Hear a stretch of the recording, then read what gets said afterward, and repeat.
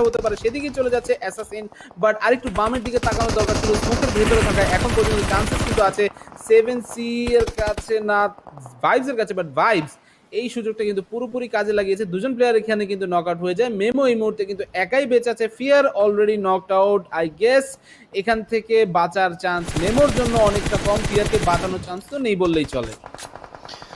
Mafia নিনজাকে বেশ damage dish out করা হয়ে গিয়েছে এবং তাকে নক করে ফিনিশও করে দেওয়া হলো। ডিআরএস এলিমিনেটেড হয়ে গেল। আমরা এখন যত টিম দেখবো সবার কাছে কিন্তু একটি করে পজিশন পয়েন্ট থাকবে। A1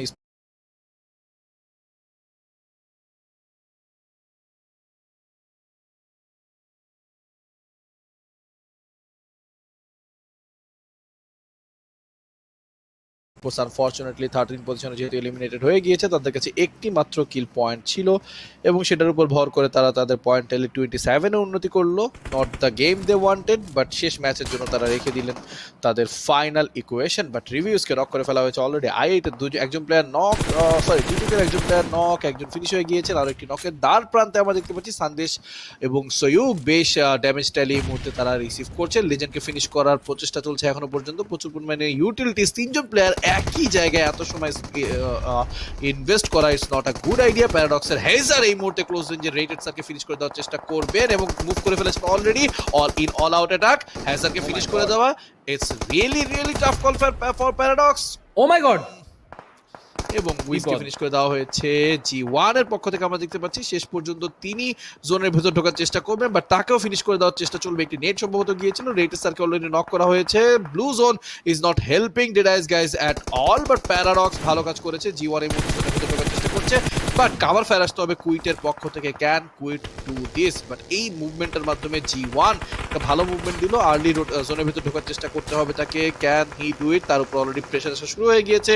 he is not stopping. Final তিনি তার ভেহিকল থেকে নামলেন এবং তাকে ফার্স্ট এড পপিং করতে হবে। সুযোগটা দেওয়া হলো না। প্যারাডক্স এখান থেকে চলে গেল if I am not wrong. Paradox যদি চলে যায় ফেরন রেজিসের জন্য it is also a good news, but সাদার উপর একটি নেট যাবে। নো, একটা স্মোক চলে এসেছে, নিজেকে স্মোক করে বাঁচিয়ে রাখার চেষ্টা করছেন। ফিউচার স্টেশনের কাছে আরো একবার জোন এবং এখান থেকে তাদেরকে কিল তুলতে হবে। রাশ চলে এসেছে future station. Oh my God, what a molotov! They need to get it এবং পারফেক্ট একটা মলি কিন্তু ছিল এই মুহূর্তে। মলোটপটা কিন্তু পারফেক্ট এই মুহূর্তে জায়গায় দিয়েছে আমাদের ক্লাচ বাবা, এবং সেটা কিন্তু 2 নাম্বার কিল তার জন্য কনফার্ম করে দিল। ইভিলাইকে অবশ্যই এই ম্যাচটাতে ইনক্লুড করার বুদ্ধিটা কিন্তু দারুণ ছিল ম্যাগনেটের, ওয়ার্কিং আউট পারফেক্টলি। সাদাকে এই মুহূর্তে কিন্তু ডাউন করে দেওয়া হতে পারে। ইয়েস, সেটা কিন্তু হয়ে গেল। লাস্ট আর একজন প্লেয়ার কিন্তু এখান থেকে কোনো ফাইটে না গিয়ে চলে যেতে যায় অন্য কোন জায়গাতে। বিশাল সে এখান থেকে কিন্তু চলে যেতে পারলো। লাক তার খুবই ভালো মনে হচ্ছিল, বাট সেটা কিন্তু আর হতে দিল না, because magnet was over there. ক্লাচ বাবা এখান থেকে কিন্তু গিয়ে কনফার্ম করে দিয়েছে আরো একটি কিল। ফিউচার স্টেশনের জন্য আরামসে 4টে কিল কিন্তু চলে এসেছে। এই ফিউচার স্টেশনকে আমরা কিন্তু খুঁজতে চাচ্ছিলাম, এবং finally they are showing their true colours. তারা এখান থেকে কিন্তু পুরোপুরি একটা রঙিন পারফরমেন্স দিয়ে একদম সাদা কালো করে শেষ করে যাত্রাটা। এখনো পর্যন্ত যে টিমগুলো মাঠে আছে তার ভেতরে সিল 9 এর জন্য এই ম্যাচটা সবচেয়ে ইম্পর্টেন্ট এবং তারা সোফার কিন্তু পজিশন পয়েন্ট অলরেডি সিকিউর করে ফেলেছে। 2টো কিলও তাদের কাছে আছে। I8 মনস্টার্স টিম, বাট তাদের একজন প্লেয়ার নক হয়েছে। ব্লেডও নক হওয়ার দ্বার প্রান্তে। উজমকে ফিনিশ করে ফেলতে হবে। ক্রিপ্টোর উপর যে নেটটা গেল just because of the trajectory তিনি কিন্তু বেঁচে গেলেন। খুব কাছাকাছি ছিল, বাট সেটার বাউন্সটা যেহেতু নিম্নমুখী ছিল স্প্লিন্টার তাকে আঘাত করেনি, বাট এই নেটটা সিল 9কে পানিশ করতে পারে। 2জন প্লেয়ারকে নক করে ফেলতে পারে। অলরেডি 2জন প্লেয়ার নক হয়ে আছেন, আরো একজনকে নক নেওয়া হতে পারে। এখানে স্প্লিটটা খুবই দরকার ছিল। নো সিল 9 মিসিং ইট বিগ টাইম। একমাত্র প্লেয়ার বাকি আছেন আমরা, if I am not wrong. তাকে সম্পূর্ণরূপে পানিশ করতে যাবেন ক্রিপ্টো এবং তাকে সম্পূর্ণরূপে ফিনিশ করে দিয়ে ক্রিপ্টো তার কিল ট্যালিটা 6 নিয়ে গেলেন। এবং হাউ ইজ হি সার্ভাইভিং? যদিও তিনি এখন ফার্স্ট এড পপ ইন করে নেবেন, বাট এখন যে টিমগুলো আছেন এর মধ্যে সিলি স্পোর্টসের পজিশন পয়েন্ট দরকার। বাকি যারা আছে এখানে সবার জন্যই qualification is done. It's their practice ground, it's for their satisfaction. I would love to see a conversion from future station. তারা করতে পারবে কিনা সময় বলে দিবে, বাট সাকসেসফুলি রয় স্পোর্টসকে ডেসিমেট করে দেওয়াটা খুবই সুন্দর গেম প্লে ছিল ফ্রম ফিউচার স্টেশন। অবশ্যই ভাইবস এর কথা এই মুহূর্তে বলতে হবে। জোনের ভিতরে ঢোকা তাদের জন্য কিন্তু অনেকটাই কঠিন এখানে হয়ে দাঁড়াচ্ছে, তার কারণ সেখানে কিন্তু আগে থেকে নিজেদের পজিশনটা এখানে কিন্তু তৈরি করে রেখেছে সিলের প্লেয়ার আছে। সিল এই মুহূর্তে কিন্তু খেয়াল রাখবে। আমাদের সাথে এফএস সি ওয়াইন এই মুহূর্তে নিজের জন্য 2টো কিল কিন্তু বের করেছিল। সামনে এখানে খেয়াল রাখতে হবে, আরো কিন্তু কিছু দরকার। ইভিলাই এবং ম্যাগনেট এখন পর্যন্ত নিজের নানা ধরনের কিল তারা সিকিউর করতে পারেনি। এফএস এর কাছে highest amount of winner chicken dinner forecast কিন্তু আমরা দেখতে পাচ্ছি, তার কারণ তারা যেই জায়গাটাতে আছে অ্যাকচুয়ালি তারা যদি জোনের ভেতরে প্রবেশ করে তাদেরকে থামানোর মতো কিন্তু কেউ নেই। বাকি তিনটা দল কিন্তু কাইন্ড অফ কনজেস্টেড একটা পজিশনে কিন্তু আছে, তো সেটা কিন্তু অবশ্যই বিপদের কারণ হয়ে দাঁড়াতে পারে। এই মুহূর্তে কিন্তু একটা গ্রেনেড ছুড়ে মারলো জিগল, বাট সেই গ্রেনেডটা কিন্তু তাকে হেল্প করবে না। সে জানতো না অ্যাকচুয়ালি ওয়ালির পজিশন কোথায় হতে পারে, এবং ওয়ালি কিন্তু সেখানে নক করে সাথে সাথে কিন্তু ফিনিশ করে দিয়েছে এনিমিকে। এই জায়গাটাতে আসলে জিগলের কিছুটা সাপোর্টের দরকার ছিল, যেই সাপোর্টটা আনফরচুনেটলি তার টিমমেটরা দিতে ব্যর্থ হয়েছে, and that's why they missed it big time. Reviews এগিয়ে যাচ্ছে 13টা কিল অলরেডি। এফ এখানে পেয়ে গিয়েছে আমার সাথে IA ফ্রম পাকিস্তান। তারা এখান থেকে যেভাবে অ্যাকচুয়ালি মারমুখী ভঙ্গিতে এগিয়ে যাচ্ছে, 15 or more kill chicken dinner হতেই পারে, সেটা কিন্তু হয়ে গিয়েছে 15 কিল, 15টা কিল হয়ে গেছে। Can they go for 20? That's the question I have in my mind. Chances আছে অনেকটাই বেশি। এইখানে তাদের হাতে এখন পর্যন্ত 7টি কিল নেওয়ার কিন্তু সুযোগ আছে। ক্লাচ বাবা অন্যদিকে কিন্তু নকআউট হয়ে যায়, হঠাৎ করেই ম্যাচটা পুরোপুরি হাত থেকে চলে গেল ফিউচার স্টেশনের। এতক্ষণ পর্যন্ত জোনের সাপোর্ট পাওয়ার পর অবশ্যই দে ওয়ার এক্সপেক্টিং আরো কিছুক্ষণ পাবেন, কিন্তু জোনের সাপোর্টটা না পেয়ে যে 20 মিটার 30 মিটার ট্রাভেল করতে হয় ওটা ফিউচার স্টেশনের জন্য কঠিন হয়ে যায়। অ্যান্ড সেটা রেজাল্ট আরো একবার আমরা দেখতে পাচ্ছি, future station losing bit by a bit.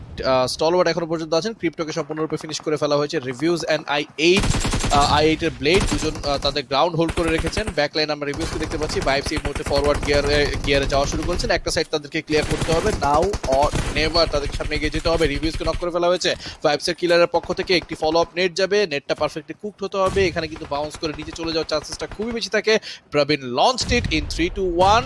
স্টলওয়ার্ডের আরো একজন প্লেয়ার নক হয়ে গেল। উজাম is the last man warrior, তিনি একটি নক বের করেছেন, বাট ফলো আপ নেট কি যাবে? উজামের কাছে এনাফ সময় আছে, তাকে এখনো পর্যন্ত কেউ ডিটেক্ট করতে পারেনি, সুতরাং একটি ফলো আপ নেট যাওয়া খুবই দরকার ছিল। বাট এই ফলো আপ নেটটাকে প্রবীণ খুব ভালোভাবে রিড করেছিলেন, সো দ্যাট প্রবীণ ওখানে ওয়েট করছিলেন এবং ওই নেটটাকে তিনি জায়গা মতো যেতে দিয়েছিলেন। এখন তিনি যেখানটায় গিয়েছেন নেটটা কিন্তু ঠিক ওখানটায় গিয়েছিল এবং ওখানে ডাউন হয়ে যাওয়ার একটা চান্স আছে। সাকসেসফুলি ব্লেডকে রিভাইভ দিয়ে ফেলা হয়েছে। উজাম এন্ড ব্লেড এই মুহূর্তে সামনে এগিয়ে যাওয়ার চেষ্টা করবেন, বাট অ্যাকশন তারাও কিন্তু ছেড়ে কথা বলছেন না। ব্লেডকে দ্বিতীয়বারের মতো নক করে ফেলেন। উজামের জন্য সিচুয়েশনটা কঠিন হয়ে গেল, ব্লেডকে নক করে ফিনিশ করে ফেলা হয়েছে।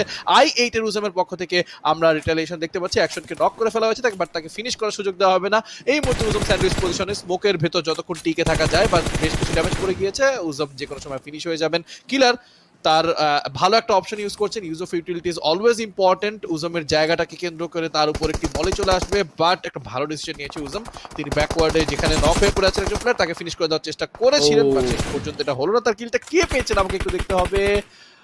অ্যাপিক্স পেয়ে গিয়েছেন, বাট অ্যাপিক্সকেও ফিনিশ করে দেওয়া হবে।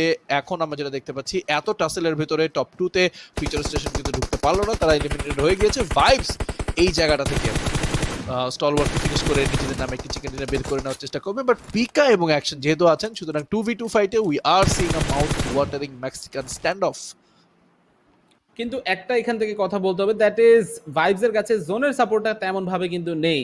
অন্যদিকে স্টলওয়ার্ডের কাছে গাছের কভার আছে, তাদের কাছে একটা ড্রপের কভার আছে। যদি খোলা না হয়ে থাকে সেই ক্ষেত্রে কিন্তু তারা চাইলে ড্রপ থেকে লেভেল 3 এর গিয়ার গুলো নিতে পারবে, সেটা কিন্তু অবশ্যই তাদের জন্য আরো বেশি হেল্পফুল হবে। এই মুহূর্তে কিলার সামনে চলে এসেছে, অবশ্যই সম্পূর্ণ দুটি দল থেকে প্লেয়ার কিন্তু আছে। অ্যাকশন এই মুহূর্তে যেহেতু বেঁচে আছে, অ্যাকশন এবং পিকা তাদের কাছে কিন্তু সবচেয়ে বেশি আমরা দেখতে পাচ্ছি ফ্র্যাগের চান্স কিন্তু ছিল।